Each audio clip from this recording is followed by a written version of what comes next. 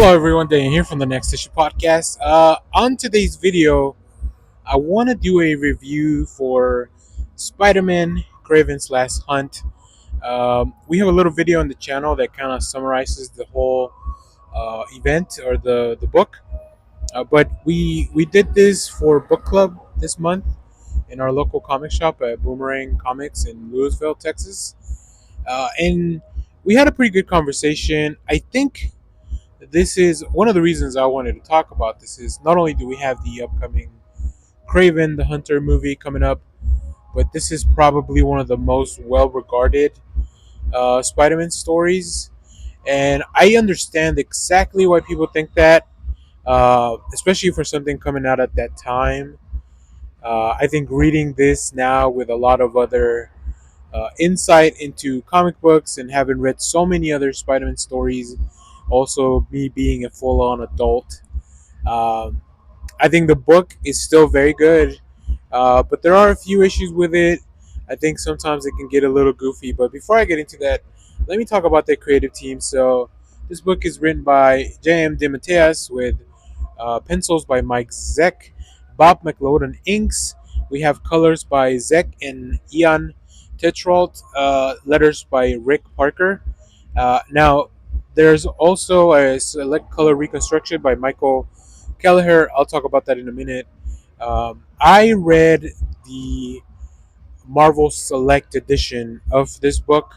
I borrowed it from my library, and this is a crossover originally that spans across three different storylines from Spider-Man, or three different titles.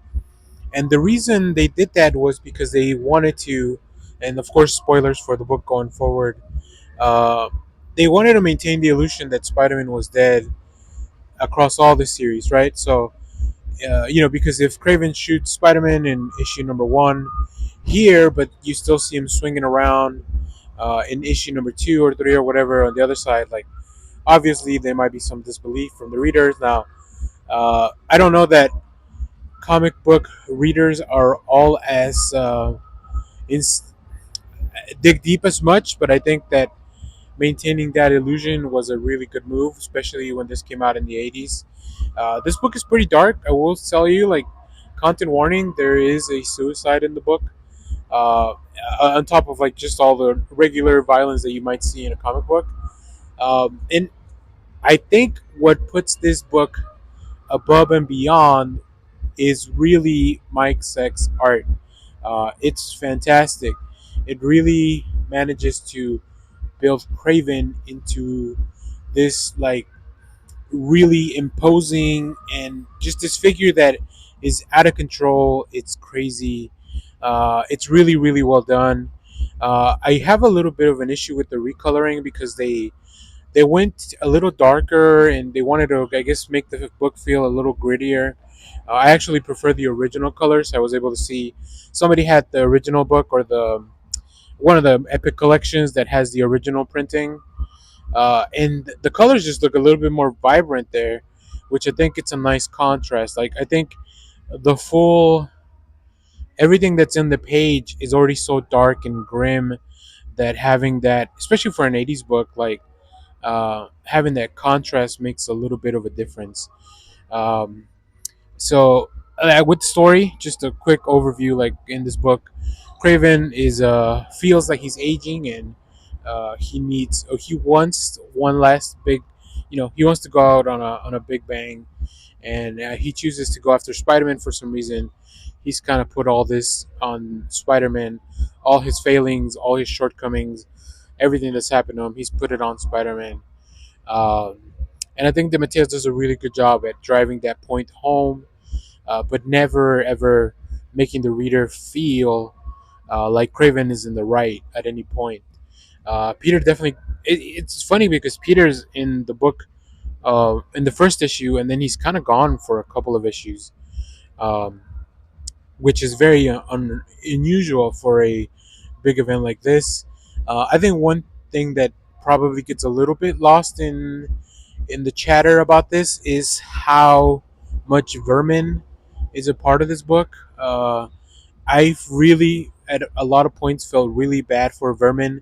This was really without having any context. They give you a little context, and there's a lot of things that kind of lead up. Like Peter have just got married right before this, so there's a few things that give you some context for the world of Spider-Man as a whole and some of these characters.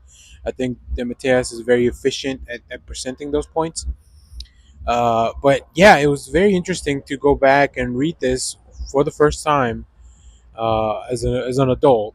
Uh, so I really enjoyed the story. Like I said, the ending is very grim, but I like all the big battles. I like all the having Peter come back, and there's a lot of kind of like mysticism there. Craven performs these rituals to enrich himself and make himself a little bit more powerful. But yeah, that ending, I did not see that coming.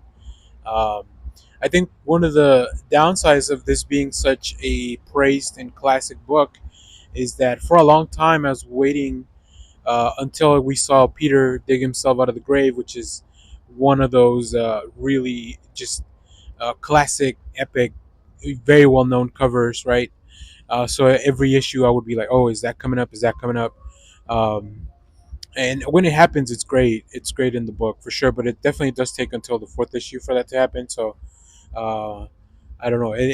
It feels like this book lived up to a lot of this stuff, like a lot of the hype that was already there. But it did have a few things that maybe could have been rounded out a little better.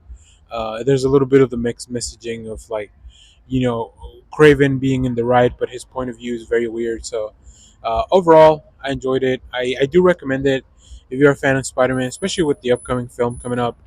You want to know a little bit about Craven. Now, this Craven's a little bit different than the one that's going to be in the movies.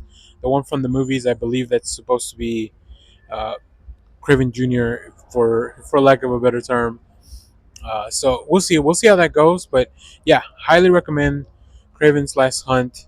I would also recommend you try to find from the Epic collection, maybe, or the original issues. I know those are probably going to be expensive. But yeah, it's a good book.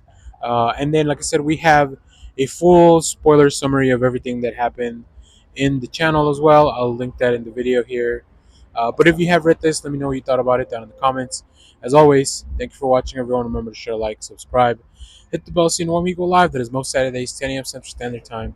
Stay tuned. We have more comic reviews, trailer reactions, TV recaps, all that fun stuff here in the channel. And as always, thanks for watching, everyone. Bye bye.